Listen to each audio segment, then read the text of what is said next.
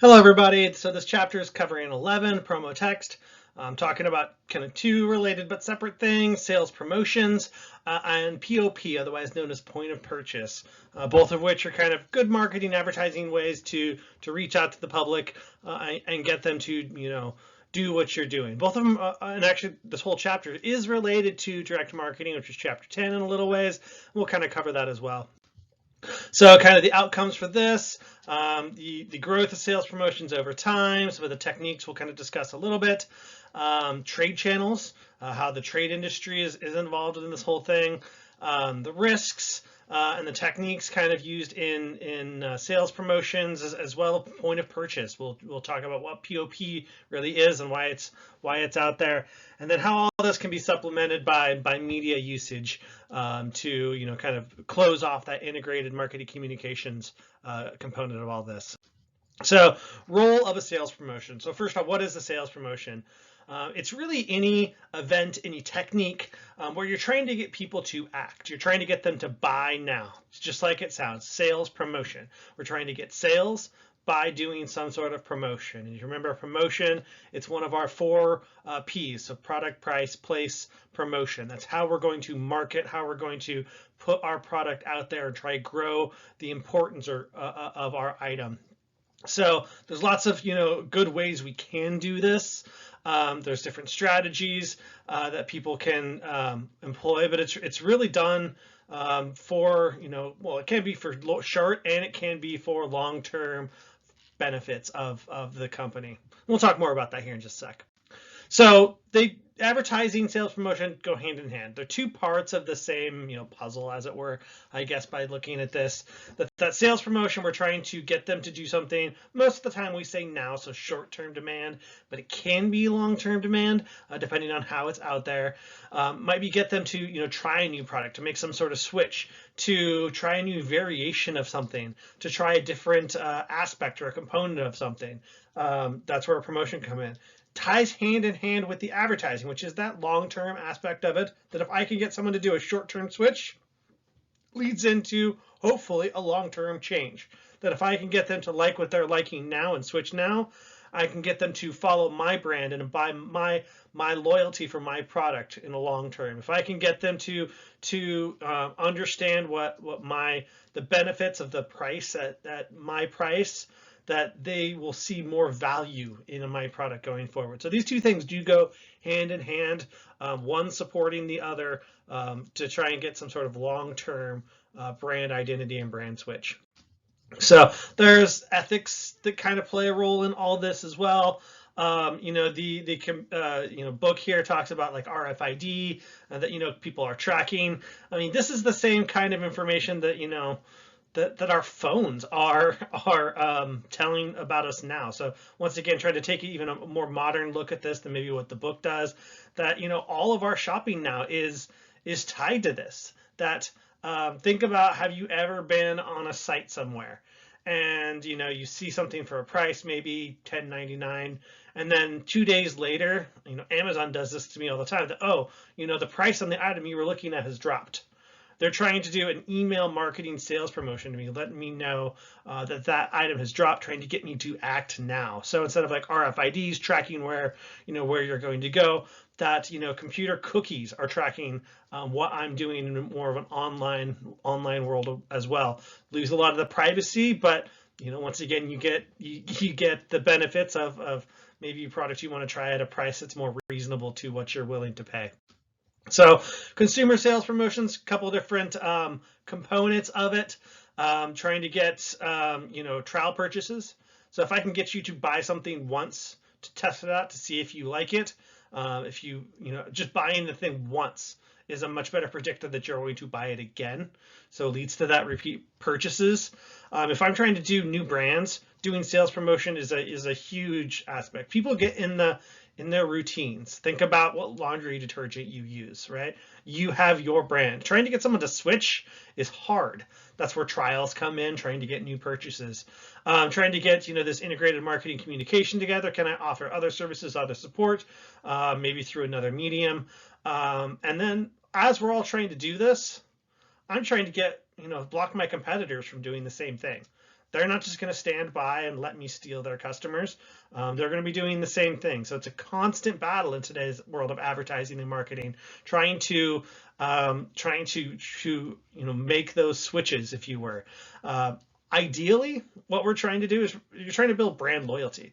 This idea of stimulating larger purchases. Okay, great. Like if I'm willing to buy this product, am I willing to buy all of your products? Am I willing to make some sort of larger switch over to what you do? So here's kind of how they talk about it, and they illustrate it in the book.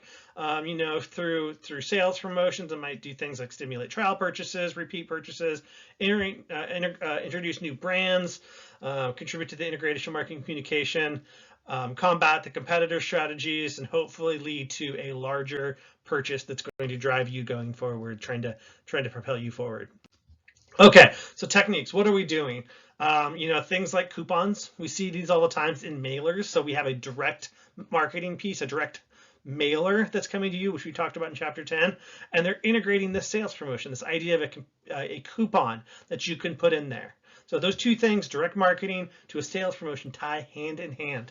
That my sales promotion, it's one of those direct marketings are parts of sales promotions, but not all sales promotions are direct marketing pieces either. So contests, sweepstakes.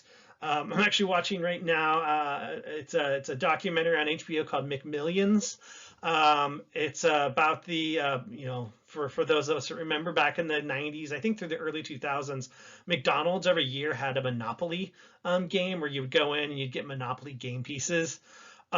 It was phenomenally successful for them. It shot business up at same stores like 30% during the time period. People would go to McDonald's to buy things just because it was Monopoly season.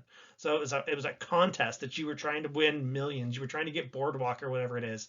Now, this documentary is about how that whole thing was maybe a little bit rigged, or at least cheating was going on in it.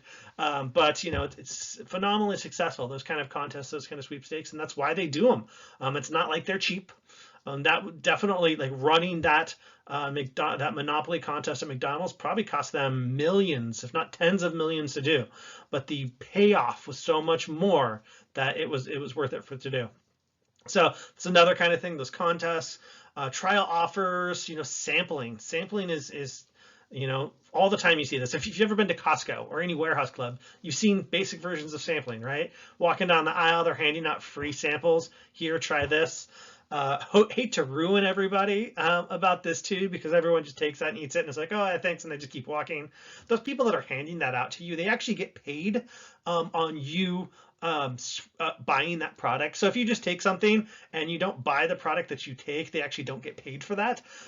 So they have quotas every day. Like they have to, actually I was talking to someone about a month or two ago, and they needed to sell, like during their 2-hour shift, they needed to sell 163 of those items. So think about that next time you're picking up that sample to eat it. But this happens through like direct mail as well. So we talked about direct marketing, chapter 10. It was about 2-3 weeks ago that at our house we got a box, and inside the box was, for those of you that had kids, you probably know Similac. It's a formula, baby formula kind of company. Well, they sent us like this huge mailer of baby formula to try to get us to switch. Don't know how we got on that list. We have our daughter's almost 5, so she's been out of formula for 4 years maybe. I don't know how we ended up on there, why they sent us what was, I'm sure had to be, like there was 2 things of formula in it, or 2, like half sizes of formula. There's probably, $20-$30 worth of retail things that they sent out, and I'm sure we weren't the only ones that happened. There's also this idea of newspaper or magazine sampling. You see this every now and then for like perfumes, right? There's a little rip-off kind of section inside of maybe a fashion magazine that might have the smell or the scent of that perfume. So getting people to try something is a pretty good way. They can make up their own decisions from there. You also do see rebates every now and then. This is usually where coupons happen at the time of purchase. Rebates usually happen on the end of purchase. So you have some sort of like mail-in rebate you see the most. I was actually at Costco every year, every November or December, they do a big one where you spend like $100 of trying to remember who the cleaning, I think it was cleaning products. So it was like a group of them. And you spent like $100 of like these 10 different cleaning products. You could take your receipt, fill out the form and send it in, and they'd send you $20 back. You'll see rebates all the time. Rebates are less effective than coupons because people don't see the immediate reaction, but they're also a lot cheaper and offer a same sort of feeling. So at the time, if you have it's $100 purchase and it's $20 off, people in their head think to themselves, oh, I'm only spending $80. But the reality is only like a third of people actually mail in the rebate to get the money refunded back to them. So where in coupons, it happens all up front. Rebates, it does, tends to be a little bit more tricky that way. So here's kind of a breakdown of what it looks like. You're probably not too shocking here, like direct marketing. That orange piece is a good thing. Incentives, other promotions, retail promotions, that's all on the left side there. If you look on the right side, event marketing, this is things like trade shows. Trade shows are expensive. You're taking people, you're paying their salary, you're sending them places, you're setting up booths, you're doing special runs, whatever it is. But the people aspect of the event marketing tends to make it so much more expensive. Now, you get that in-person kind of feel of it, so you can build a lot of brand loyalty with it. But just look at how that percentage is for allocation of sales promotions. Event marketing makes up a huge part of sales promotions. It's just kind of the people side of it's definitely an impact.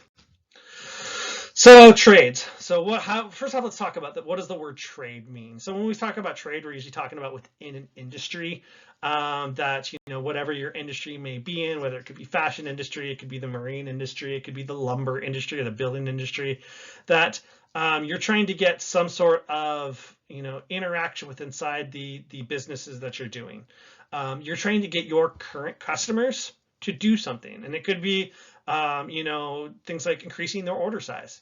So I could do a sales promotion to try and get them to, instead of ordering, $1,000 worth of things, can I get them to order $1,500 worth of things by offering some sort of incentives that they're going to get? And this when we talk about like a trade promotion or a sales promotion with inside my trade, we're trying to increase something that's already there. Can I get same store traffic to increase? How can I do that? So it's with inside that business, trying to get them to do more. Now there are some drawbacks to that. So here's kind of how it's graphically kind of set out inside the book. Increase order size, traffics, initial distribution, and cooperation.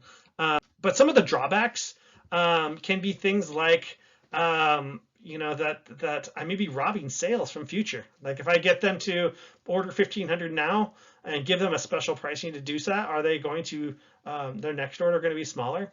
So, I think we're going to talk about that in the next slide here, but just finishing that thought inside my head. So, techniques inside the trade, incentives, so push money. So if I can get you to, sell something, I'm going to give you a kickback. That, you sell this $1,000 thing, I'm going to give you a check for $100. This happens. This is what the car industry is built off of. So you go to a car dealership, someone sells you a car, they get some sort of incentive from the dealership for selling you that car. So it's not usually just some sort of commission. There's usually some sort of incentive as well that comes down. Things like allowances are part of this as well, that these marketing dollars that kind of go into helping promote the item with inside your company. Sales training is a huge one. And to kind of tell personal experience that, I worked inside the outdoor industry. Specifically, I worked in the paddle sports or the kayaking industry. Without fail, we would have an industry, someone from one of our suppliers would come and talk to us and train us on an item, about life jackets and how to properly fit life jackets, or about paddles, or about what kind of boats are good for what kind of people, that we would be better able to sell that product, and we would end up selling more of it as a result. Think about this. You can think about it as car dealerships. If someone from the factory came and taught you about that car, you're going to be better at selling that car. So sales training costs money. This is, kind of related to that event side of it, but super effective. And then also this idea of vertical advertising, cooperative advertising, that, as the manufacturers are helping retailers to do maybe local ads or targeted ads in their area. So techniques, once again, trade show, business gifts. You've probably heard the term swag before, SWAG. There's kind of a couple different definitions of what that might mean. I like to think it's souvenirs, wearables, and gifts, SWAG. But it's the free giveaways. It's the hats, it's the shirts, it's the pens, that kind of stuff that people love. As the manufacturer, I give that to my sellers. They wear it. They wear my brand around. It's kind of a win-win for a lot of people. And it does do a lot of motivation for people as well. Trial offers, can I give trial samples to people to help them sell? So can I give them something to give away to maybe entice someone to try it and come back and buy? And then this idea of frequency programs, that can I get offer a discount for something you're going to buy over and over and over again? You actually see this in cars actually a little bit, that like say you own a Hyundai. Well, if you go back to the dealership and buy another Hyundai, you're going to get what's called like the loyalty bonus. That's you're staying within the brand, so they're going to give you a little extra discount because you're coming back, you're buying multiple, that frequency aspect of it. So once again, risk. This is what I talked about. Am I stealing? Borrowing from future sales is what we're saying here. That am I artificially lowering the brand? Here's one I want to point out. What is it? Bed Bath & Beyond. So every month or two, I get an email in the direct mailer from them with a big 20% off coupon any one item, right? Well, they've just, because I've received that so much, I would never buy anything at Bed Bath & Beyond full price. I would wait till I'm going to get another coupon. It's hurt their brand and it's hurt their profitability, because that's what customers do. Why would I go buy something for full price when I can use this coupon? You can alienate customers as well. There's a lot of time and expense and legal considerations that kind of go into all this sales promotions as well. So point of purchase, let's talk about point of purchase, POP. So this is the display. This is the material that you may see up front, or the packaging that helps sell. It might do things like draw attention. It might build loyalty, might explain the product and how the different uses for it, the instructions of it. Give benefits over competitors. So POP is really it's the attractive part of it, and this can be a little bit of everything. It can start off with things like packaging that's usually not seen as POP, but think about the box it comes in, right? I'm thinking like cosmetic come in a little display box. They're going to have some sort of outside display box that holds that all together, talks about the product. And it can be everything from, think about the last time you went to the movies. You walk into the movie theater, there's a big cardboard kind of cutout talking about whatever hot movie is going to be coming out next. There's, movie posters. There's end cap displays. There's, POP can even be walking to the grocery store and you see all the soda cans stacked in some sort of, arrangement to celebrate the Super Bowl or whatever it is. So POP is that point of purchase advertising. It's what you can do to someone or present to someone right there inside that store. Here's examples, windows, signage, countertop floor stands. I'm not going to kind of go through all these. If you start looking through them, you can kind of see, that it's there, that we see this all the time. That it's all around us. POP, we think about this as the kind of that passive marketing that we see all the time. We're going to talk about buses here in a second. Like, buses are just walking billboards anymore. So look through this list. This list is in your book and kind of gives you a little bit more idea of what POP is in the real world. So other support media out there, there's signage, and there's digital signage for that matter now. I don't know if you guys have, you've driven north from Tacoma up to Seattle, right there just north of Fife. There's that big light up digital board that lights the whole area at night, right? So those are, support media that go along with this. We talk about transit advertising right there. We'll talk about that more here, and I think on the next slide. Aerial advertising.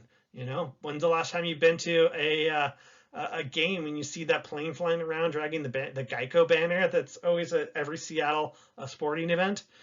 So there's lots of stuff out there, digital, Yellow Pages, so lots of other support media that kind of ties into this direct marketing, the sales promotions as well. So speaking of buses, so here's kind of the ethics of this. So New York City spending what is public money, like tax money, to build new things like the covered bus stalls, right? So when they design these things, they are designing them to maximize advertising space. They're putting extra walls in there. They're making sure it's whatever dimensions work best or catches the eye or whatever angles. So they're using public money to try and create this advertising money maker for them. So, what are the ethics of that? The cities do make a ton of money on this. Like there's and it's effective. There is a reason that if you've ever been on a bus lately, or even trains, like look up, above the doors, you see advertising all the way up there. You have captive audiences. You have people that are literally stuck waiting for something, and they're either looking at their phones, and if they're not looking at their phones, they're looking up at these repeated messages that can be in front of you. So definitely part of the support media as well to supplement direct marketing and to supplement this this idea of trying to grow your brand through direct marketing. So